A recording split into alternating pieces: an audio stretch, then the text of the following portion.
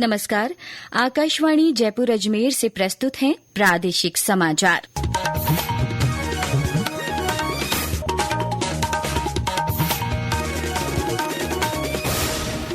मुख्य समाचार।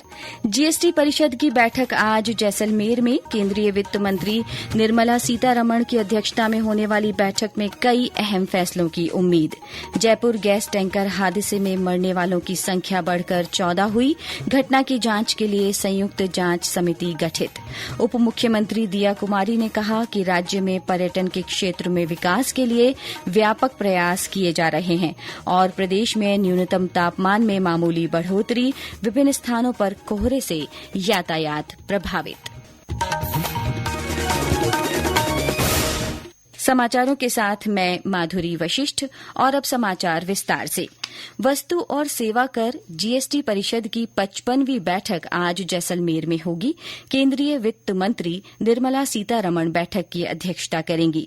इसमें जीएसटी से जुड़े प्रमुख मुद्दों पर चर्चा होगी। बैठक में गोवा, हरियाणा, जम्मू कश्मीर, मेघालय और ओडिशा के मुख्यमंत्री हिस्सा लेंगे। इसके अलावा अरुणाचल प्रदेश, बिहार, मध्य प्रदेश, राजस्थान और तेलंगाना के उप मुख्यमंत्री तथा कई राज्यों और केंद्र शासित प्रदेशों के वित्त मंत्री भी भाग लेंगे।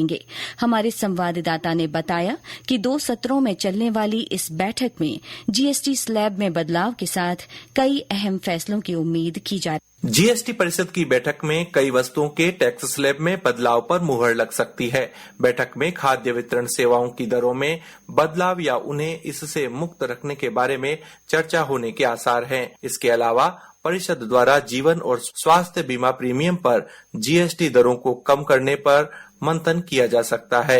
इस बैठक में महंगी घड़ियों, जूतों और कपड़ों पर भी कर की दरों में बदलाव का प्रस्ताव पास किया जा सकता है। इसके अलावा परिषद विमानन टरबाइन ईंधन को भी जीएसटी के दायरे में लाने पर विमर्श कर सकती है। जितेंद्र द्विवेदी, आकाशवाणी समाचार, जयपुर। जयपुर गैस टैंकर हादसे में मरने वालों की संख्या बढ़कर 14 हो गई है। इनमें 13 की मौत एसएमएस अस्पताल और 1 की जयपुरिया अस्पताल में हुई। घटना की जांच के लिए जयपुर जिला कलेक्टर जितेंद्र कुमार सोनी ने संयुक्त जांच समिति का गठन किया है। ये समिति घटना के सभी पहलुओं की जांच कर अपनी रिपोर्ट पेश करेगी। गौरतलब है कि ये दर्दनाक घटना कल सुबह भांकरोटा क्षेत्र में जयपुर अजमेर हाईवे पर हुई। हादसे में घायलों का एसएमएस अस्पताल में इलाज किया जा रहा है। एसएमएस अस्पताल के अधीक्षक डॉ सुशील भाटी ने बताया कि 6 मरीज अभी वेंटिलेटर पर हैं। Police commissioner Biju George Joseph ने बताया कि एलपीजी टैंकर में हुए धमाका और आगजनी की चपेट में आने से 40 वाहन जलकर नष्ट हो गए।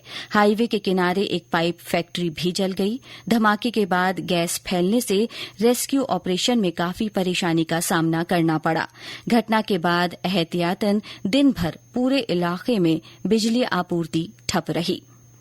मुख्यमंत्री भजनलाल शर्मा ने कहा है कि प्रदेश में सड़क दुर्घटनाओं में कमी लाने के लिए विशेष अभियान चलाया जाएगा। उन्होंने सार्वजनिक निर्माण विभाग के अधिकारियों को सड़कों के ब्लैक स्पॉट्स को ठीक करने के निर्देश दिए हैं। मुख्यमंत्री ने कहा है कि सड़कों के दुर्घटना संभावित स्थानों को चिन्हित कर इन्हें जल्द सुधारा जाए, जिससे दुर्घटना में होने वाले जानमाल के नुकसान को रोका जा सके। उन्होंने बताया कि प्रदेश में लगभग 2350 करोड़ की लागत से ब्लैक स्पॉट्स को सुधारने का काम किया जा रहा है। गौरतलब है कि प्रदेश में एनएचएआई की ओर से 40 ब्लैक स्पॉट चिन्हित कर 812 करोड़ रुपए से अधिक की लागत से इन्हें दुरुस्त किया जा रहा है, जिनमें से 13 काम पूरे हो चुके हैं। मुख्यमंत्री भजनलाल शर्मा ने कल नीमराणा में विभिन्न औद्योगिक इकाइयों के प्रतिनिधियों के साथ बैठक की। उन्होंने कहा कि नीमराणा और घीलोट राज्य की अर्थव्यवस्था में ग्रोथ इंजन साबित हो रहे हैं। देश के पहले जापानी जोन नीमराणा में 51 जापानी कंपनियां हैं, जिनके माध्यम से करीब 27,000 से अधिक लोगों को रोजगार उपलब्ध हो रहा है। मुख्यमंत्री ने कहा कि rising Rajasthan global business expo में 7 जापानी कंपनियों और जेट्रो ने जापानी पवेलियन में हिस्सेदारी की।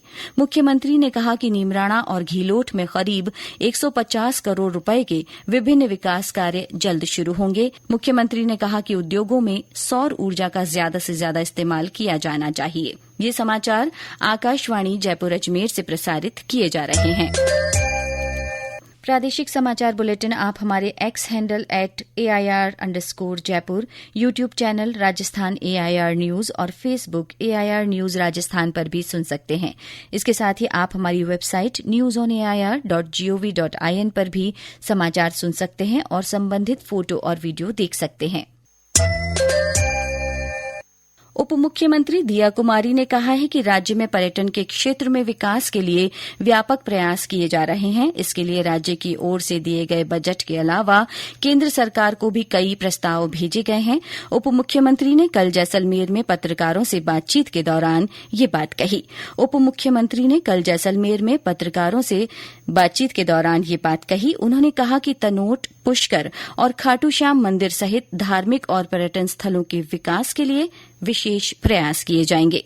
राजस्थान का मॉडिफाइड बजट आया था, उस समय भी टूरिज्म को एक बहुत अच्छा फंड एलोकेट किया गया था, लगभग 5000 करोड़। तो वो भी स्टेट ने भी अपनी ओर से रखा था और इस बार हमने केंद्र को भी अलग अलग योजनाओं में प्रपोजल्स भेजे हैं, जिसमें से एक सादगी का तो अभी अप्रूव भी हो गया। तनोट को भी करेंगे, पुष्कर को भी करेंगे, खाटू श्याम जी को भी करेंगे। कहीं भी जहाँ ऐसा लगता है कि टूरिस्ट भी आते हैं, दर्शनार्थी भी आते हैं, हमारे जितने भी तीर्थ स्थल हैं उनको डेवलप करेंगे। पर्यटन के साथ सांस्कृतिक विरासत से लोगों को जोड़ने के लिए विभिन्न महोत्सव आयोजित किए जा रहे हैं। एक रिपोर्ट। उत्सवों की धरा राजस्थान में आज से विभिन्न आयोजन होने जा रहे हैं। चित्तौड़ किले के फतेह प्रकाश महल में आज से मीरा महोत्सव का शुभारंभ हो रहा है। 23 दिसंबर तक चलने वाले इस उत्सव में देशी विदेशी कलाकार भक्तिमती मीरा से संबंधित प्रस्तुतियां देंगे। उधर उदयपुर में आज से शिल्पग्राम महोत्सव की शुरुआत हो रही है। 10 दिन के इस उत्सव का आयोजन लोक के रंग लोक के संग थीम पर किया जा रहा है। मारवाड़ गोड़वाड़ के सांस्कृतिक वैभव को नई पहचान दिलाने के लिए रणकपुर महोत्सव भी आज से आयोजित किया जा रहा है। इसमें देशी विदेशी सैलानियों और स्थानीय लोगों के लिए कई तरह की रोचक प्रतियोगिताएं और सांस्कृतिक कार्यक्रम रखे गए हैं। सालेहा गाजी, समाचार कक्ष, जयपुर। राज्यपाल हरिभाऊ बागड़े आज शाम उदयपुर में शिल्पग्राम महोत्सव का आगाज करेंगे। समारोह में प्रसिद्ध भवई लोक नृतक डॉ रूप सिंह शेखावत और कठपुतली कलाकार गणपत सखाराम मसग को डॉ कोमल कोठारी लाइफ टाइम अचीवमेंट पुरस्कार दिया जाएगा। पश्चिम क्षेत्र सांस्कृतिक केंद्र की ओर से हो रहा ये उत्सव 30 दिसंबर तक चलेगा। उदयपुर के महाराणा प्रताप कृषि एवं प्रौद्योगिकी विश्वविद्यालय का दीक्षांत समारोह आज आयोजित होगा। राज्यपाल श्री बागड़े समारोह में 1000 से अधिक विद्यार्थियों को दीक्षा प्रदान करेंगे। श्री बागड़े विभिन्न संकायों के 42 विद्यार्थियों को पदक वितरित करेंगे। रत्न और आभूषण उद्योग का राज्य की अर्थव्यवस्था में महत्वपूर्ण योगदान है, जो राजस्थान की जीडीपी का 17% है। रत्न उद्योग की समृद्ध विरासत को बनाए रखने और आगे बढ़ाने के लिए जयपुर में दुनिया का सबसे बड़ा जेम बोर्ड स्थापित किया जाना चाहिए। ये बात उद्योग मंत्री कर्नल राज्यवर्धन सिंह राठौड़ ने जयपुर ज्वेलरी शो के उद्घाटन के अवसर पर कही। श्री राठौड़ ने जयपुर एयरपोर्ट के पास 100 एकड़ की जगह पर दिल्ली के भारत मंडपम की तर्ज पर कन्वेंशन सुविधा विकसित करने का भी प्रस्ताव रखा। प्रदेश में बीते 24 घंटों में कई स्थानों पर बादल छाए रहे। इससे ज्यादातर शहरों में तापमान में बढ़ोतरी दर्ज की गई। हालांकि बादलों से दिन के पारे में हल्की गिरावट आई और सर्द हवाओं ने ठंड का एहसास बढ़ाया। 4 डिग्री सेल्सियस न्यूनतम तापमान के साथ माउंट आबू सबसे ठंडा रहा। इसके अलावा सिरोही में 5 डिग्री सेल्सियस न्यूनतम तापमान दर्ज किया गया। 12 भरतपुर, भीलवाड़ा और हनुमानगढ़ सहित कई स्थानों पर कोहरा छाया हुआ है। चूरू में तेज सर्दी का दौर जारी है। हमारे संवाददाता ने बताया कि आज वहां कोहरा छाया हुआ है, इससे यातायात पर असर पड़ रहा है। और अंत में मुख्य समाचार एक बार फिर। जीएसटी परिषद की बैठक आज जैसलमेर में। केंद्रीय वित्त मंत्री निर्मला सीतारमण की अध्यक्षता में होने वाली बैठक में कई अहम फैसलों की उम्मीद। जयपुर गैस टैंकर हादसे में मरने वालों की संख्या बढ़कर 14 हुई। घटना की जांच के लिए संयुक्त जांच समिति गठित।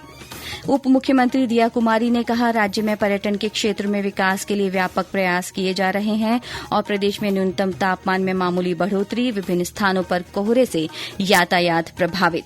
इसके साथ ही प्रादेशिक समाचार बुलेटिन समाप्त हुआ। हमारा अगला बुलेटिन हिंदी में दोपहर 1 बजे प्रसारित किया जाएगा।